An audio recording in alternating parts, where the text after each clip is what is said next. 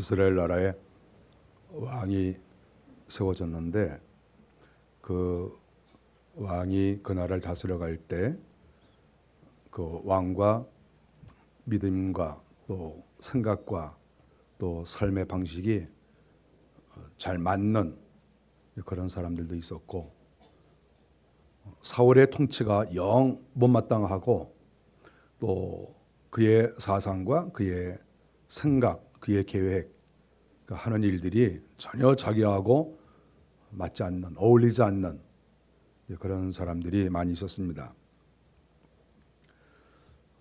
세월이 10년, 20년 이렇게 지나가면서 그 사울 통치에 부적격한 사람들이 많이 늘어나게 됐습니다. 이렇게 보통 소시민들도 물론 그런 사람도 많았고, 또 이렇게 고위직에 있는 사람들도 또 어울리지 않는 사람들이 이렇게 많이 있었습니다. 한 20여 년이 지나가고 거의 30년째 되니까 많은 그런 불만 세력이라고 할 수 있죠. 또 사울과 어울리지 않는 사람들, 그 사울의 통치에서 좀 출세하지 못하거나 오히려 밀려버린 그런 사람들, 이런 사람들이 많이 있었습니다. 어느 시대나 그럴 수 있어요. 그런데 이 지도자가 과연 어떤 사람이냐 하는 것이 중요하죠. 만일에 지도자가 옳은 사람인데 그런 사람이 나타나면 그거는 그 사람들 잘못이죠. 항상 원리는 지도자가 어떤 사람이냐 이제 하는 것이죠. 그랬을 때 사울은 하나님 앞에서 오히려 부적격자가 된 것이죠. 사울이 볼 때에는 너희들은 나하고 안 맞아 이렇게 말을 하는데, 실상은 하나님이 야 무슨 소리 하는 거냐, 너하고 나하고 안 맞아, 너 나한테 부적격자야, 내가 너를 이제 세우는 거 후회해. 사울의 입장에서는 자기 반대 세력에 대해서 책망하고 미워하고 너희들 정말 형편없다고 그러고 쓰레기라고 그러고 이렇게 말하지만, 하나님은 오히려 네가 쓰레기다, 이렇게 하나님께서는 오히려 사울에게 그렇게 말씀을 했습니다. 문제는 사울이 너무 하나님 앞에 죄질이 나쁘다는 것이죠. 지도자도 실수할 수 있습니다. 이 세상 어떤 사람도 완전한 사람 없습니다. 다 허물이 많아요. 그래서 우리는 서로 허물을 덮어줘야 돼요. 근데 사울의 허물은 덮어줄 수가 없어요. 그것은 하나님의 명령을 그가 아주 적대적으로 대항을 했기 때문에 그렇습니다.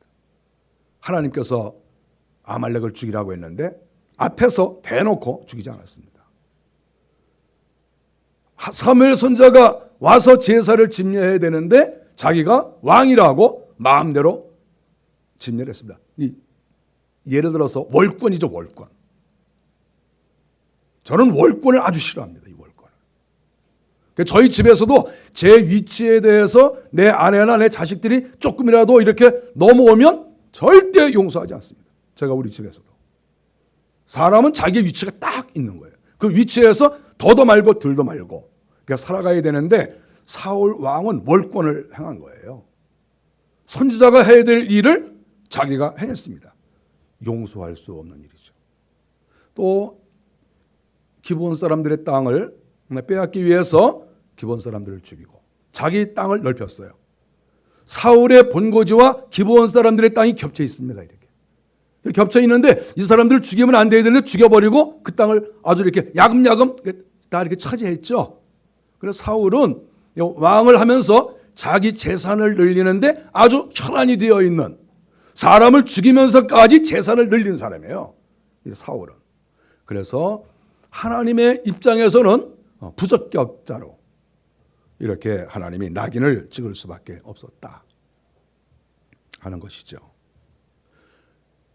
이스라엘 백성들이 숨이 턱턱 막혀오는 거죠. 이렇게 우리 지도자가 이렇게 성실하지 않고 진리대로 서 있지 않으면 백성들이 이제 숨이 막혀오는 거죠. 숨이 턱턱 막혀오고 다른 나라로 도망갈까? 내가 정말 이렇게 살아야 되나? 이렇게 사람들의 민심이 이반이 되고 사람이 살 수가 없는 것이죠. 숨이 막혀서. 그러면 백성들이 외국으로 도망을 가거나 또는 다른 일을 하는 거죠. 아주 별로 옳지도 않은, 좋지 않은 일에 몰두하고 거기에 물질과 시간을 낭비하고 망가지게 돼 있는 거죠. 그래서 지도자가 어떤 사람이 세워지느냐에 따라서 그 공동체가 사느냐 죽느냐가 아주 결정이 되는 아주 중요한 일입니다. 그래서 지도자는 아무나 돼서 되지 않고 지도자는 자기가 어떤 상황에 있는가, 자기가 지금 어떻게 하고 있는가 하는 것을 냉정하게 하나님과 사람 앞에서 생각을 해야 됩니다. 아무나 지도자가 돼서는 안 되죠. 숨이 탁탁 막혀오는 이스라엘 사람들에게 숨통이 좀 트였습니다. 조그맣게. 그 숨통을 트이게 한 것은 그 주인공이 바로 다윗입니다. 다윗의 등장으로 이스라엘 백성들이 여기가 그냥 확 트인 거예요. 다윗을 보는 순간 다윗이 골리앗을 죽이고 다윗이 하나님 앞에서 바르게 행하고 다윗이 믿음대로 살고 하나님께 칭찬을 듣고 그 사람이 오고 가는 그 모습을 보면서 이스라엘 사람들이 그동안 막혀 있었던 이 가슴이 확 트여지면서 아, 정말 살 소망이 있구나. 이 나라 우리가 살 마음이 있구나. 이런 생각을 이스라엘 사람들이 갖게 된 것이죠. 그런데 그 다윗을 사울이 쫓아냅니다. 그래서 다윗이 떠돌이가 됩니다. 이 나라 저 나라 떠돌이죠. 유배라고도 말할 수 없어요. 망명도 아니에요. 그러니까 망명이라고 하는 것은 그 다른 나라가 아주 환영하면서 잘 이렇게 받아줘야 되는데 가만히 다윗을 보면 망명이라고 말할 수는 없어요. 떠돌이 비슷한 것이죠. 그렇게 살았습니다. 근데 오늘 본문에 보니까 그 떠돌이 생활하는 다윗에게 무려 400명이 찾아왔습니다. 여성들과 아이들을 빼고 싸울 수 있는 그런 사람만 400명이 다윗에게 찾아왔습니다. 다윗을 선택한 것은 상당히 불리합니다. 다윗은 망명 생활을 하고 그에게는 군자금도 없고 그에게는 통치자금도 없고 그 사람들을 어떻게 경제적으로 책임질 수 있는 아무런 여건이 다윗에게는 없어요. 빈손이죠, 빈손. 그 빈손인 증거가 많이 있어요. 다윗은 나바락에 가서도 우리가 지켜줬으니까 좀 먹을 걸 좀 주십시오. 이렇게 부탁을 할 정도로 먹을 게 없었어요. 그런데 그러한 먹을 것이 없고 아무런 자금도 없는 그런 떠돌이 다윗에게 무려 400명이 찾아왔습니다. 사울의 통치가 얼마나 악랄하고 얼마나 비정상적이고 부패하고 더럽고 그랬으면 아무런 힘도 없는 그런 다윗에게 희망을 걸고 우리가 다윗에게 희망을 걸어보자.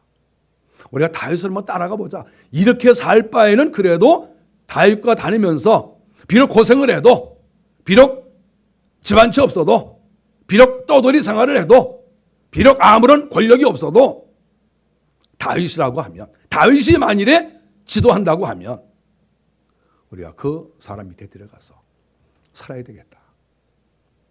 이렇게 결단하고 나온 사람이 400명 됩니다. 성경에 그런 사람을 이렇게 말하고 있는데 2절에 환난당한 모든 자. 환난당한 사람들이 있는 것이죠. 이 다윗을 따라온 사람 가운데 첫 번째 나온 사람이 환난당한 사람이에요.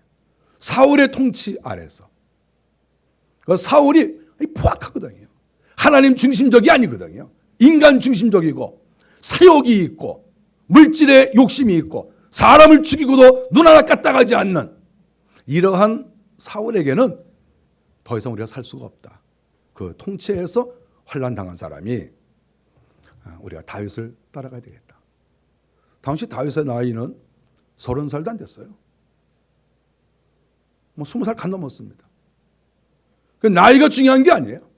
나이가 30, 40, 50 된 사람이 30살도 안 된 사람을 따라가는 거예요. 우리가 이 사람한테 희망을 걸자. 그리고 환난당한 사람이 따라왔습니다. 빚진 사람들도 따라왔습니다. 어떤 주석에 보면 고리 대금업자한테 걸려서 이렇게 빚을 많이 졌다 이렇게 써 있는 것도 있어요. 물론 그런 경우도 있겠죠. 그러나 당시 나라가 얼마나 경제적으로 순환적으로 이게 아주 잘 되지 않았으면 빚진 자들이 많이 생기는 거예요. 사람이 빚지는 거 일도 아닙니다. 여러분 정말 이 경제적 감각이 있어야 돼요. 빚지는 거 일도 아니에요. 그러니까 이스라엘 사람들 가운데 빚진 자들이 생겼어요. 견딜 수가 없는 거예요. 그래서 다윗에게 피신한 겁니다. 자기가 사치하고 낭비해서 빚지다고 보면 안 돼요. 그러면 성경을 이렇게 칭찬하지 않고 다윗이 이런 사람 받아주지 않습니다. 그런데 정말 억울하게 빚진 사람이라고 저는 생각합니다. 마음이 원통한 사람들 다윗에게 받습니다. 그러니까 마음이 원통한 거예요. 너무 억울한 거예요. 재판을 받았는데 자기가 분명히 옳은데 이상하게 재판을 굽게 하는 거예요. 판사가. 그래서 자기가 재판에서 지고 큰 돈을 잃어버리고 빚을 지고 너무 원통한 거예요. 이 원통한 사람이 어떻게 견딜 수가 없는 거예요. 그 통치 아래서 견딜 수가 없으니까 내가 이거 어떻게 하면 좋으냐. 자살할 수도 없고. 그러다가 다윗이 이 나라 저 나라에서 떠돌아다니고 또 사람들이 거기에 몰려간다고 하니까 그래 이렇게 부정하고 부패한 이런 나라에 사느니 내가 고생을 하더라도 내가 다윗에게 가야 되겠다. 그리고 이 원통한 사람들이 다윗에게 몰려왔습니다. 다윗의 아버지와 형제들이 온 것도 역시 성경에 나와 있습니다. 그런데 여기에 온 사람들을 우리가 가만히 보면 나중에 이제 성경에 쭉 나오거든요. 그런데 여기에 온 사람 가운데에는 그 유명한 선지자 갓도 있는 거예요. 그래서 여기에 이 400명이 나중에 600명이 되는데 여기에 온 사람들의 면면을 가만히 보면 다 괜찮은 사람인 거예요. 사람들이 다 괜찮고 다 훌륭한 사람인데 현재만 지금 가난하고 원통하고 환난당하고 그런 것이죠. 일시적으로 사울의 통치 아래서 그런 사람들이 모인 거예요. 나중에 다윗이 왕이 된 다음에 여기에 왔던 이 멤버들이 나중에 군대 장관이 되고 천부장이 되고 지략가가 되고 선지자가 되고 제사장이 되고 이 모임, 이 그룹이 결코 만만한 그룹이 아니었다. 이 사람들이 원래부터 훌륭한 사람이었는데 잘못된 지도자를 만나서 이렇게 생고생을 하고 이런 고통을 당했다 하는 것을 성경이 가르쳐주고 있습니다. 다윗에게 사람이 왔을 때 어떤 마음으로 왔을까 한번 생각을 해봤습니다. 그런데 사람이 말이죠, 이런 결단을 하게 될 때에는 결단할 수 있는 그 마음을 하나님이 주셔야 돼요.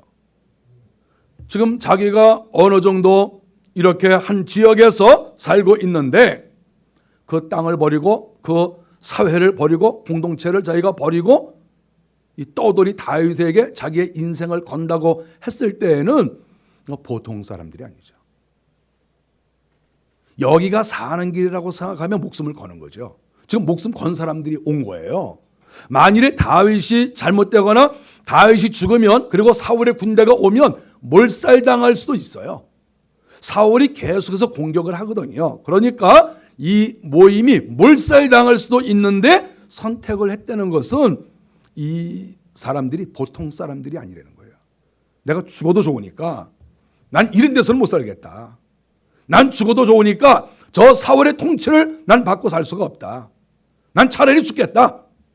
난 죽어도 좋으니까 다윗 같은 하나님의 마음에 합한 사람, 하나님의 쓰시는 사람에게 나는 붙어서 살다가 죽으면 죽고 살면 살고 난 그렇게 하겠다. 그리고 결단을 내린 그런 사람인 것을 알 수 있습니다. 다윗에게 온 사람들이 그냥 아무런 정신 없이 생각 없이 왔겠어요? 다윗에게 하나님이 함께 하시는 것을 아는 거죠. 다윗은 하나님이 함께 하신다.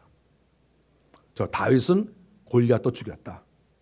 다윗은 무슨 일을 하든지 하나님이 함께 하시고 다윗에게는 하나님의 영광이 날마다 있다. 여러분, 결단하는 사람이 그냥 결단하겠어요? 모험을 하는 사람이 그냥 모험을 하겠어요? 딱 보고 이건 확실하다. 이건 분명하다. 그리고 모험을 하고 다윗을 따라온 것입니다. 그래서 현재는 다윗이 권력이 없고 지금은 떠돌이지만 하나님이 기필코 저 사람을 쓰실 것이다 하는 것을 믿고 따라왔고, 그것이 결국은 성공을 했다 하는 것을 이 1절과 2절 안에서 보여주고 있습니다. 다윗은 예수 그리스도의 모형입니다. 우리가 다윗을 얘기할 때 빼놓지 않는 것은 예수 그리스도의 모형인 거예요. 구약 시대의 인물 가운데 예수 그리스도를 가장 잘 나타낸 사람이 누구냐? 그랬을 때 어떤 사람이든지 다윗이라고 말할 수 있어요. 다윗이야말로 왕이시고 선지자이고 제사장이고 하나님의 마음에 합한 자고 예수 그리스도의 모습을 가장 잘 드러낸 그런 사람이죠. 다른 말로 말하면 구약 시대의 사람들이 사울이라고 하는 하나님이 함께하는 사람이 아니라 귀신이 역사하는, 사울은 여러 번 귀신 들렸습니다. 귀신 들려 있는 그러한 사울을 거절하고 하나님이 함께하시는 이 사람을 우리가 왕으로 모시고 살겠다, 이렇게 구약 시대에 이러한 일이 있었던 것이죠. 결국은 신약 시대에 들어와서 예수 그리스도가 이러한 역할을 하신 것이죠. 예수님께서 하시는 일을, 또 예수님께서 하시고자 하는 그 일을 구약 시대에 이미 보여준 거예요. 앞으로 이런 분이 이 세상에 오실 것이다. 다윗보다 몇 배, 몇십 배 더 훌륭한 선지자 중에 선지자가 이제 오실 것이다. 그분이 바로 예수 그리스도이신 거예요. 그러니까 주님이 오시니까 어떻게 되겠습니까? 수많은 사람이 몰려왔어요. 오늘 1절, 2절에 말하고 있는 내용이 똑같아요. 가난한 사람, 환난당한 사람, 빚진 사람, 억울한 사람, 너무 분통이 터지는 사람, 살 수가 없는 사람, 이런 사람들이 우리 주님께 왔습니다. 주님께서 먹을 것이 없는 자에게 먹을 것을 주시고, 환난당한 자에게 주께서 위로하여 주시고, 병든 자를 치료해 주시고, 귀신 들린 자의 그 귀신을 쫓아주시고, 다윗이 행했던 그 모든 일들을 우리 주님께서 몇 배, 몇십 배 똑같이 하신 거예요. 똑같이. 결국은 우리 주님에게 어떤 사람이 오느냐, 내가 인생에 너무나 행복하다, 이런 사람은 잘 안 오겠죠. 사울과 코드가 잘 맞는 사람은 다윗에게 안 왔겠죠. 그런데 그 코드를 맞춘 것은 이건 망하는 길인 거예요. 왜냐하면 그 지도자를 하나님께서 버리셨기 때문에. 버린 사람과 코드가 맞으면 그건 자살이죠. 그런데 다윗은 하나님의 마음에 합한 사람이잖아요. 그 사람과 코드가 맞고 그 사람과 함께할 때 거기는 사는 길, 생명의 길이 거기 있는 것이죠. 그래서 우리 예수님께서 나타나셨을 때 세상과 짝했던 사람, 더러움과 함께했던 사람들은 오진 않았어요. 우리 예수님께서 그렇게 복음을 증거하시고 그렇게 이적을 행하시고 하나님의 말씀을 가르쳤어도 오지 않는 사람들이 굉장히 많았습니다. 그 사람들은 왜 오지 않았겠습니까? 세상과 이미 물들어 버렸어요. 세상의 부패 정치와 너무 이게 길들여지고 거기에 맞아버린 거예요. 예수님에게 오지 않아도 너무나 살기가 재밌는 거예요. 근데 그것이 죽을 일이에요. 죽을 일인데 거기에 물들어 버렸어요. 회개도 하지 않고 세상에 자기 마음대로 살고 세상 사람들이 사는 대로 따라가고 거의 만족해버린 거예요. 이게. 그게 너무나 몸에 맞아요. 그러니까 주님께 오지 않았습니다. 세상에 부적격한 사람, 이 더러운 세상, 썩은 세상과 무엇이 맞지 않는 사람, 이 썩은 세상에서 고통당하는 사람, 진리대로 살려고 하다가 이 세상에서부터 버림받은 사람, 그래서 원통하고 고통당하는 그런 영적인 사람들이 결국은 우리 주님께 나와봤다 하는 것이죠. 주님께 나왔을 때 주께서 그들의 문제를 다 해결해 주셨습니다. 우리가 이렇게 누구를 따라갈 때 과연 내 영적 문제가 해결되느냐? 내가 어떠한 희망과 소원이 있는데 이것이 해결되느냐? 우리 주님밖에 이것을 해결할 분이 없으시죠. 이 세상에 누가 우리의 문제를 해결하겠습니까? 대통령도 해결 못 해줘요. 이 세상에 어떤 사람도 나의 문제를 해결해 줄 수 없어요. 특별히 영적인 문제는 해결할 자가 이 세상에 없어요. 영적인 문제는 오직 예수 그리스도밖에 없습니다. 우리 주님밖에 없어요. 예수님 당시에 수많은 사람들이 주님에게 찾아왔던 것처럼 이렇게 사울 시대에 떠돌이 다윗에게, 이 젊은 다윗에게 수많은 사람들이 찾아와서 내가 당신과 함께 하겠습니다. 내가 당신을 믿고 따라가겠습니다. 나 좀 살려주세요. 이렇게 했을 때 그 모든 소원이 다윗을 통해서도 이루어졌고, 예수님께 찾아온 사람들도 예수님을 통해서 그 모든 문제들이 점차 해결되어졌다. 그것이 오늘 성경이 가르쳐 주는 것입니다. 오늘날 교회가 뭐 하는 데인가요? 우리가 이 교회가 무엇을 하는 데인가를 냉정하게 생각을 해야 돼요. 도대체 교회는 무엇을 하는 데인가? 사울 시대에 다윗에게 온 사람들의 마음을 우리는 읽어야 됩니다. 사람 사는 것이 이렇게 억울한 일이 많고 환난도 많고 힘든 일이 많구나. 예수님 당시에도 수많은 사람이 주님에게 왔을 때 그 사람들의 모습을 보면 사람 사는 게 이렇게 힘들고 어렵구나. 그것을 우리가 알 수 있어요. 우리가 사는 세대는요. 우리가 사는 세대는 어떻습니까? 뭐 별 다릅니까? 다윗 시대나 예수님 시대나 지금 시대나 똑같습니다. 지금도 억울한 사람 많고 환난당하는 사람 많고 정말 죽고 싶은 사람도 많고 너무나 억울해서 가슴을 찢고 싶은 그런 사람도 있고 가난한 사람도 있고 못 살겠다는 사람도 있고 우리가 사는 세상이 다 그래요. 병든 사람도 많고 귀신 들린 사람도 있고. 여러분 그렇지 않습니까? 이 세상이 그래요. 그랬을 때 이 교회가 무엇을 하는 것입니까? 교회가 뭐 하는 데죠? 교회가 다윗에게 사람들이 몰려왔을 때 그들을 품어주고, 예수님 당시에 수많은 사람이 왔을 때 예수님이 그들을 품어주고 그들의 문제를 해결해 주었던 것처럼 교회가 그런 일을 해야 되는 것이죠. 가난한 사람이 있으면 또 먹여주고, 귀신 들린 사람이 있으면 쫓아주고, 병든 사람이 있으면 또 기도하고 치료해주고, 마음이 약한 사람이 있으면 그 마음에 격려를 하고 힘이 되어주고, 인생에 소망이 없는 자에게 소망을 주고, 영적인 것을 사모하는 사람에게 영적인 욕구를 채워주고, 이것이 오늘날 교회가 하는 일이라는 것이죠. 이 교회가 할 일을 다른 사람에게 뺏길 수 없고 다른 단체에 뺏길 수 없어요. 우리가 교회가 할 일을 왜 병원에 뺏기고, 교회가 할 일을 왜 심리학자들에게 뺏기고, 왜 교회가 할 일을 다른 어떤 단체에게 뺏기겠습니까? 이 교회는 교회가 할 일을 다 해야 되는 거예요.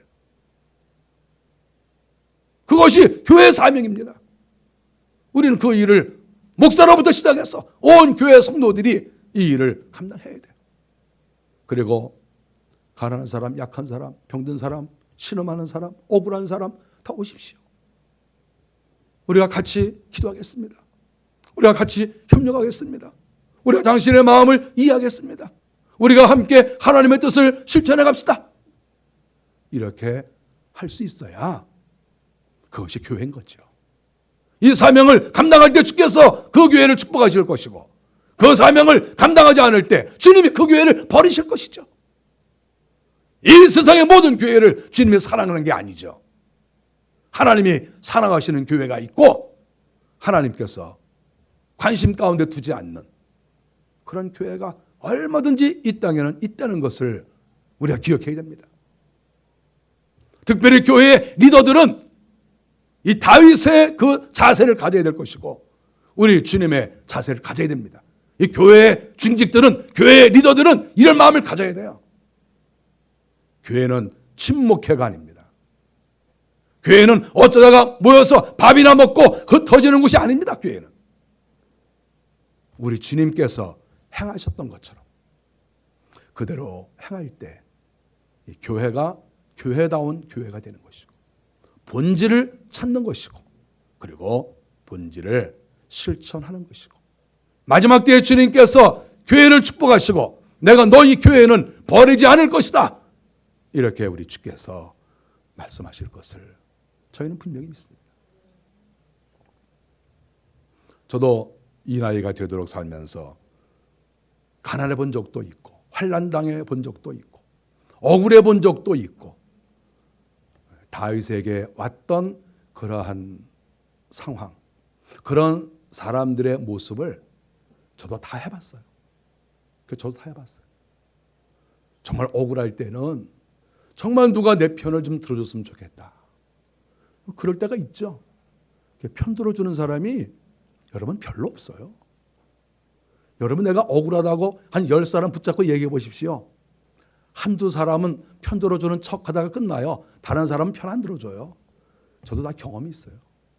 아무리 억울해도 아무리 가난해도 아무리 환난을 당해도 내 손 잡아주고 내 편 되어줄 사람이 이 땅에 거의 없어요.